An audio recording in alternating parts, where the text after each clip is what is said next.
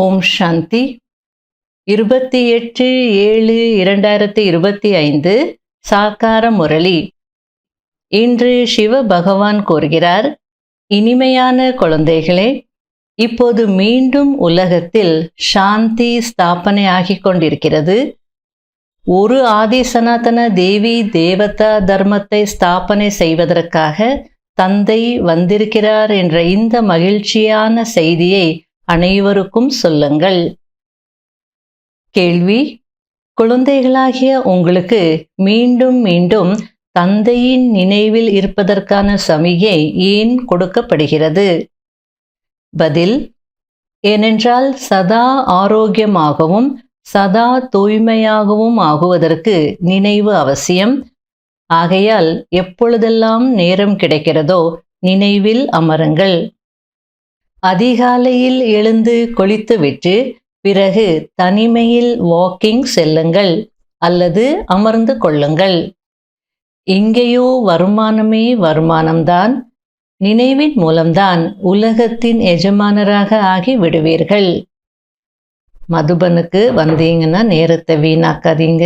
காலையில் சீக்கிரத்தில் எழுந்து குளிச்சுட்டு ஏகாந்தத்தில் அப்படியே வாக்கிங் போங்க. ஞான சிந்தனை செய்துக்கிட்டு இல்லை அமர்ந்து நல்ல யோகா பண்ணுங்க. ஏன்னா மதுபனில் வருமானமே வருமானம். ஓம் சாந்தி. இச்சமயம் அனைவரும் உலகத்தில் சாந்தி வேண்டும் என்று விரும்புகிறார்கள் என்பதை இனிமையான குழந்தைகள் அறிவீர்கள். உலகத்தில் சாந்தி எப்படி ஏற்படும் என்ற குரல் கேட்டுக்கொண்டே இருக்கிறது. ஆனால் உலகத்தில் சாந்தி எப்போது இருந்தது? அதை இப்போது ஏன் விரும்புகிறார்கள்? இது யாருக்கும் தெரியாது.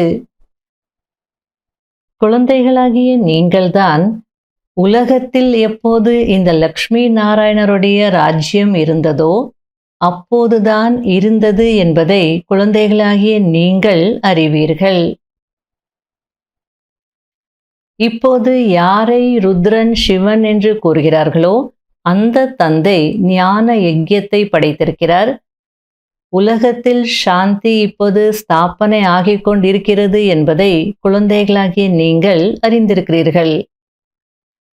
டிராமாவின் அனுசாரம் போக போக அனைத்தையும் புரிந்து கொள்வார்கள். நீங்கள் இந்த மகிழ்ச்சியான செய்தியை, நற்செய்தியை அனைவருக்கும் சொல்ல முடியும். அழகான கார்டில் அச்சடித்தும் கொடுக்க முடியும். உலகத்தில் சாந்தி இன்றிலிருந்து 5000 வருடங்களுக்கு முன்பு இருந்தது. புது உலகம், புது பாரதம் இருந்தபோது லக்ஷ்மி நாராயணரின் ராஜ்யம் இருந்தது. இப்போது மீண்டும் உலகத்தில் சாந்தி ஸ்தாபனை ஆகிக் கொண்டிருக்கிறது என்ற நற்செய்தியை கொடுக்க முடியும். இந்த விஷயங்களை சிந்தனை செய்து குழந்தைகளாகிய நீங்கள் மிகுந்த குஷியில் இருக்க வேண்டும். அதாவது மற்றவங்களுக்கு இந்த மகிழ்ச்சியான நற்செய்தியை எப்படி கொடுக்கறது அப்படின்றது யோசிங்க. அப்போ அவங்களுக்கும் பெனிஃபிட், அவங்களுக்கும் நல்ல விஷயம் போகும். அதே நேரத்தில் நீங்களும் குஷியா இருப்பீங்க. தந்தையை நினைவு செய்வதின் மூலம்தான் நாம் உலகத்தின் எஜமானர் ஆகுவோம் என்பதை நீங்கள் அறிவீர்கள். அனைத்தும் குழந்தைகளாகிய உங்களுடைய முயற்சியின் ஆதாரத்தில்தான் இருக்கிறது. நேரம் கிடைக்கும் போதெல்லாம் தந்தையின் நினைவில் இருங்கள் என்று பாபா புரிய வைத்திருக்கிறார். அதிகாலையில் எழுந்து குளித்துவிட்டு பிறகு தனிமையில் வாக்கிங் செல்லுங்கள் அல்லது ஓரிடத்தில் அமர்ந்து கொள்ளுங்கள். அமிர்த வேளையில் எழுந்து குளிச்சுட்டு அப்படி ஏகாந்தத்தில் நடந்துட்டே பாபா நினைங்க, இல்லைன்னா ஒரு இடத்துல அமர்ந்துட்டு கூட நினைங்க அப்படின்றார். இங்கே அதாவது மதுபனத்தில் வருமானத்திற்கு மேல் வருமானத்தை சம்பாதிக்க வேண்டும். இந்த நினைவு சதா ஆரோக்கியமாக சதா தூய்மையாக ஆகுவதற்காகத்தான். இங்கே சந்நியாசிகள் தூய்மையாக இருக்கிறார்கள். இருந்தாலும் அவர்களும் நோய்வாய்ப்படுகிறார்கள். இந்த உலகமே நோயாளிகளின் உலகம். அந்த உலகம் நோயற்ற உலகம். இதையும் நீங்கள்தான் அறிந்திருக்கிறீர்கள். பிராமணர்களாகிய நீங்கள் பிரம்மா தந்தையுடன் உலகத்தில் அமைதியை ஸ்தாபனை செய்கிற காரியத்தை செய்து கொண்டிருக்கிறீர்கள். இதுபோல் சாந்தி ஸ்தாபனை செய்யக்கூடிய குழந்தைகள் மிகவும் சாந்தமானவர்களாகவும் இனிமையாகவும் இருக்க வேண்டும். ஏனென்றால் நாம் உலகத்தில் சாந்தி ஸ்தாபனை செய்வதற்கு நிமித்தமாகி இருக்கிறோம் என்பதை நீங்கள் அறிவீர்கள். எனவே முதலில் உங்களுக்குள் மிகுந்த சாந்தி இருக்க வேண்டும். உரையாடலும் மிகவும் மெதுவாக, மிகவும் ராயல்ட்டியுடன் செய்ய வேண்டும். அதாவது பேசுறது கூட ரொம்ப மெதுவா பேசணும், ராயல்ட்டியா பேசணும். நீங்கள் முற்றிலும் மறைமுகமாக இருக்கிறீர்கள். உங்களுடைய புத்தியில் அழியாத ஞான ரத்னங்களின் கஜானா நிரம்பி இருக்கிறது. நீங்கள் பாபாவின் வாரிசு அல்லவா?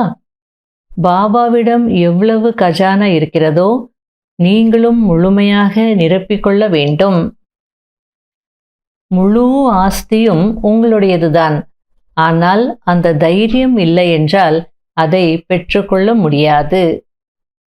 பெற்றுக்கொள்பவர்தான் உயர்ந்த பதவி அடைவார்கள்.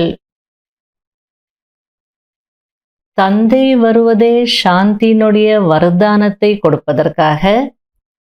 ஆகையால் அவர் கூறுகிறார், என்னை நினைவு செய்யுங்கள். அப்போது தமோ பிரதானமாக ஆன காரணத்தினால் ஆத்மா என்ன அசாந்தியாக ஆகியிருக்கிறதோ அது நினைவின் மூலம் சத்தோ பிரதானமாக சாந்தமாக ஆகிவிடும் என்று. ஆனால் குழந்தைகளால் அந்த நினைவின் உழைப்பை செய்ய முடிவதில்லை. நினைவில் இல்லாத காரணத்தினால்தான் மாயாவின் புயல் வருகிறது. நினைவில் இருந்து முழுமையாக தூய்மையாகவில்லை என்றால் தண்டனை அடைய வேண்டி இருக்கும். பதவியும் தாழ்ந்ததாக ஆகிவிடும். சொர்க்கத்திற்கோ போகதானே போகிறோம் என்று அப்படி நினைத்துவிடக் கூடாது. அடி வாங்கி கொண்டு ஒரு பைசா பெறாத சுகம் பெறுவது நன்றாக இருக்கிறதா என்ன? மனிதர்கள் உயர்ந்த பதவி அடைவதற்காக எவ்வளவு முயற்சி செய்கிறார்கள். ஆகையால் எது கிடைக்கிறதோ அது நல்லது என்று அதுபோல் இருக்கக்கூடாது. முயற்சி செய்யாதவர் என்று யாரும் இருக்க மாட்டார்கள். பிச்சை எடுக்கும் பிச்சைக்காரர்கள் கூட தங்களிடம் பணம் சேர்த்து வைக்கிறார்கள்.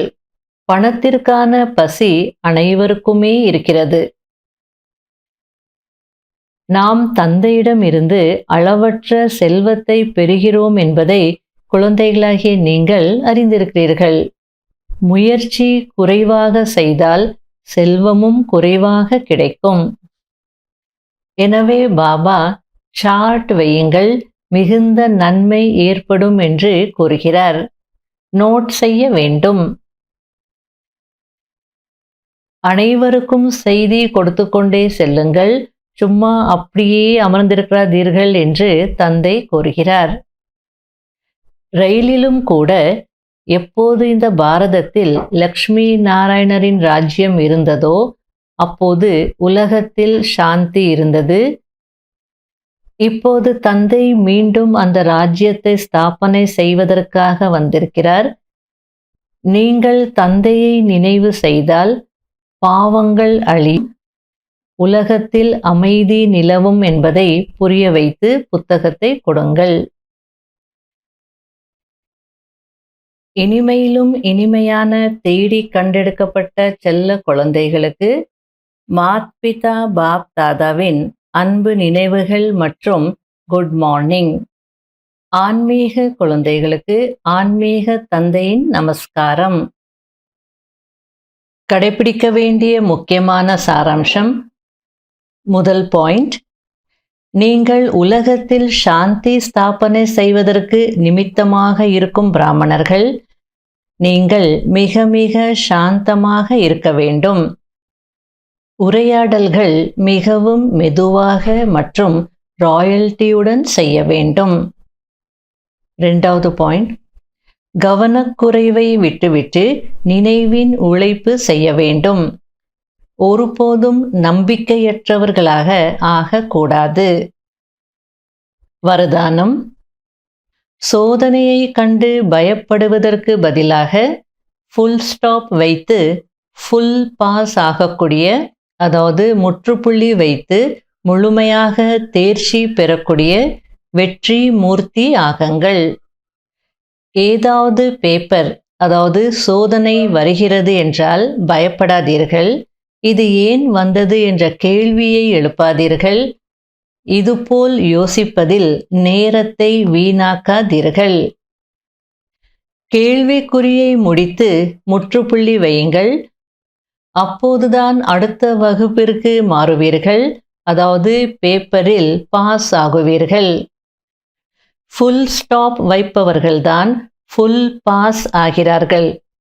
ஏனென்றால் ஃபுல் ஸ்டாப் என்றால் பிந்து நிலை, அதாவது புள்ளியின் நிலையாகும். பார்த்தும் பார்க்காமல் கேட்டும் கேட்காமல் இருங்கள். தந்தை சொல்வதையே கேளுங்கள், தந்தை கொடுத்ததையே பாருங்கள். அப்போது முழு வெற்றி அடைவீர்கள். மேலும் பாஸ் ஆகுவதின் அடையாளம் சதா ஏறும் கலையை அனுபவம் செய்து கொண்டே வெற்றி நட்சத்திரமாக ஆகி விடுவீர்கள்.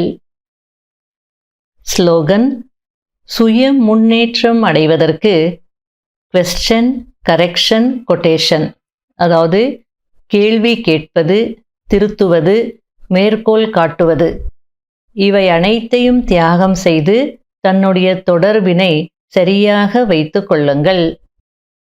அதாவது சுய முன்னேற்றம் அடைவதற்கு அனைவரோடு நம்முடைய கனெக்ஷன் சரியாக இருக்கணும். அப்போ எல்லாரோடும் நம்முடைய சம்பந்தம், கனெக்ஷன் நல்லா இருக்கணும். அப்படின்னா அந்த ரிலேஷன்ஷிப்பில் நம்ம கேள்வி கேட்டுக்கிட்டே இருக்கக்கூடாது. இது என்ன, அது என்ன, ஏன் இப்படி செய்தீங்க, ஏன் அப்படி செய்யக்கூடாதா, அப்படிலாம் கேள்விகள் கேட்டுட்டு இருக்கக்கூடாது. 2வது, திருத்திட்டே இருக்கக்கூடாது. இது இப்படி இல்லை, இப்படி செய்யுங்க, அப்படி செய்யுங்க, இது இங்கே வச்சா நல்லாயிருக்கும், அது அங்கே வச்சா நல்லாயிருக்கும், இப்படி திருத்திட்டே இருந்தாலும் சம்பந்தம் நல்லா இருக்காது. அடுத்தது மேற்கோள் காட்டுறது. அந்த புக்கில் இப்படி இருக்குது, அவங்க இப்படி சொல்லியிருக்காங்க, அவங்க இப்படி சொல்லியிருக்காங்க, இப்படியெல்லாம் கோட்ஸ் அல்லது பழமொழிகள், ப்ராவர்ப்ஸ் எல்லாம் சொல்லிட்டு இருந்தீங்கன்னா நம்ம சம்பந்தம் சரி இருக்காது. ஆகையால் இதை 3ஐயும் தவிர்க்கணும். அப்போ சம்பந்தம் நல்லா இருக்கும், சுய முன்னேற்றம் அடைவோம். அவ்யக்த சமிகை, இறுதி நேரத்தில் மனோசக்தி தான் தன்னுடைய பாதுகாப்பிற்கான சாதனம் ஆகிவிடும். மனோசக்தியின் மூலம்தான் தன்னுடைய இறுதி நேரத்தை அழகானதாக ஆக்குவதற்கு நிமித்தம் ஆகுவீர்கள். அந்த நேரத்தில் உங்களுடைய மனோசக்தி, அதாவது உயர்ந்த சங்கல்பத்தின் சக்தி, ஒருவருடன், அதாவது ஒரு பாபாவுடன் தெளிவாக இணைந்திருக்க வேண்டும். எல்லையற்ற சேவைக்காக, சுயத்தின் பாதுகாப்பிற்காக மனோசக்தியையும் பயமின்மை என்ற சக்தியையும் சேமியுங்கள். ஓம் சாந்தி.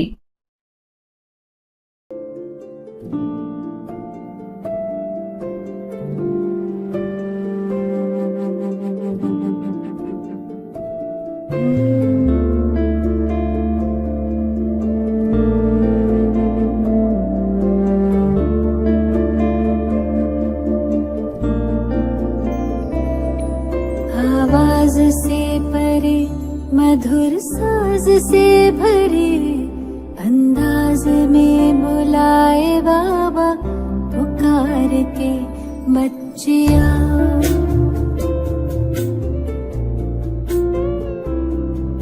आवाज से परे, मधुर साज से भरे, अंदाज में बुलाए बाबा, पुकार के बच्चिया।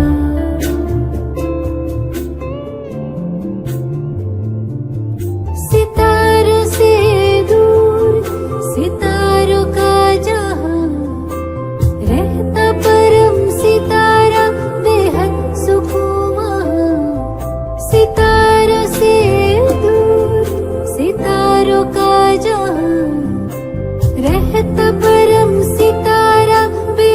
सुकून वहाँ बच्चिया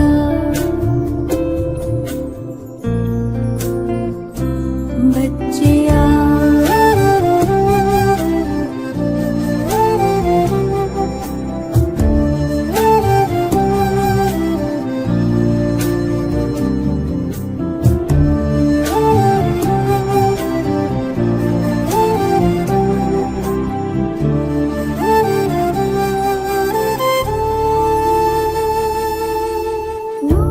समंदर दिखता सुंदर लहराए निरंतर आनंदित अंतर मौजों की मौज लेने का है समय वो प्रेम डोर से खींचे वहाँ जी भर निहार के लिए पंख प्यार के हम उड़ चले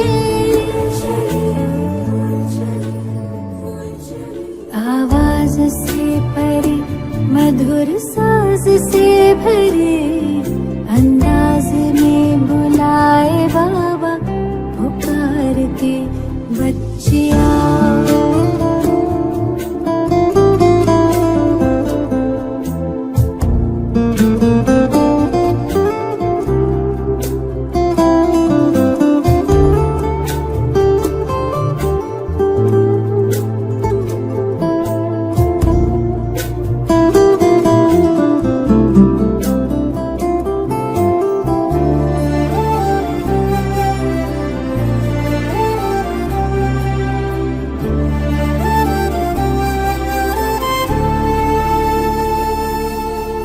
राहें देखे बाबा बाहें खोले दिल से सुन ले मृदुल स्वर में वो बोले राहें देखे बाबा बाहें खोले दिल से सुन ले मृदुल स्वर में वो बोले कुर्बान करके आओ पुराना जान सुन प्यार से पुकारे वो शिव क्षमा जी भरे निहार के लिए पंख प्यार के हम उड़ चले आवाज से परे मधुर साज से भरे अंदाज में बुलाए बाबा पुकार के बच्चिया